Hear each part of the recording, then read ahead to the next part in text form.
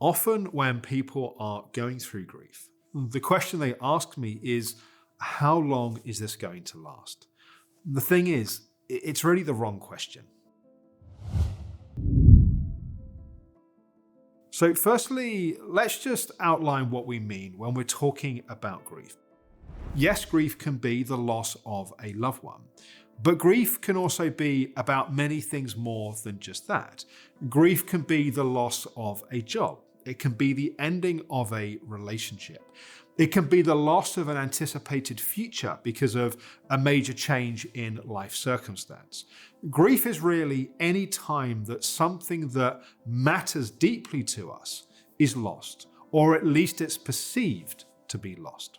Now, when we experience grief, often we talk about, I need to get over it. I need to find a way to move on, to get over this thing. It's almost like the pain, the hurt, the suffering is there, and we just need to get over it. My experience over the last 20 plus years, working with people with grief in these many different ways, is that getting over it doesn't really work. We have to move through it. We have to process, we have to feel, we have to digest, we have to metabolize the emotions and the feelings. In fact, the more we work to get away from our feelings, often the more that we suffer, because that creates anxiety, the constant speeding up of our nervous system to try not to feel, can cause depression because of the numbing, the shutting down, the trying to lock away the feelings, can cause addictions because we're trying to self-medicate, we're trying to change how we feel with drugs, alcohol, food, sex, or whatever it may be.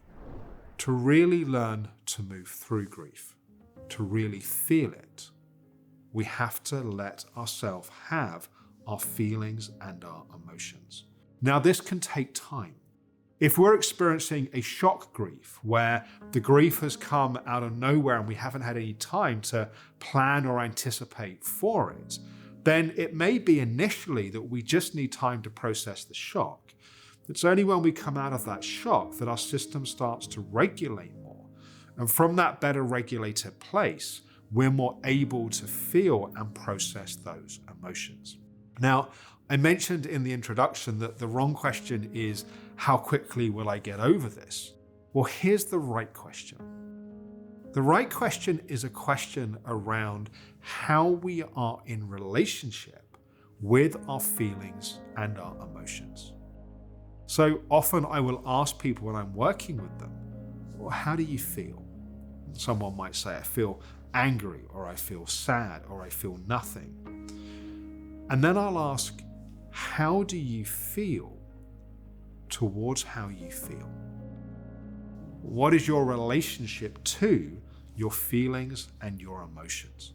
Now, that's the right question to be asking when it comes to healing our grief, because that's what tells us, are we allowing, are we giving space, are we giving permission to those feelings and emotions? Because here's the thing, we all have a natural capacity to be able to heal. If you cut your skin or you break a bone, there's no magic drug that you take to fix it. You may take drugs to manage pain or to deal with infection, but our body heals. It has a natural capacity for healing. Our healing work is to regulate our system to help unlock that capacity to heal.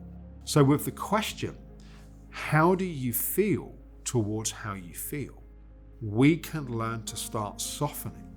We can learn to start changing how we're in relationship with our feelings. And if you can give them more space, give them more permission, if you can stay regulated as you're feeling those emotions, you can move through your grief. You're not trying to get over it, you can move through it. You can feel it, you can process it. It doesn't help to try and push this process. Sometimes we try to make it happen faster. That's why how fast can we do this is really the wrong question. And people are often amazed. If they give space, if you give space and time to your feelings, they will heal, they will change.